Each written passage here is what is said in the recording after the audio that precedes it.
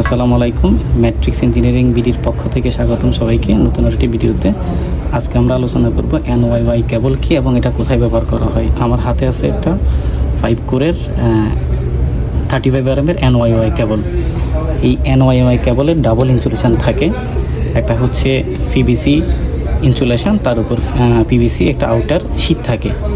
তো এনওয়াইওয়াই এটার আসলে অর্থটা যেটা দাঁড়ায়, এন হচ্ছে যে জার্মান স্ট্যান্ডার্ড মেনটেন করে যে কেবল তৈরি করা হয় বিডিএ অথবা ডিআইএন, আর ওয়াই হচ্ছে পিভিসি ইনসুলেশন, আর ওয়াই বাকি যেটা থাকে সেটা হচ্ছে পিভিসি আউটার শীট।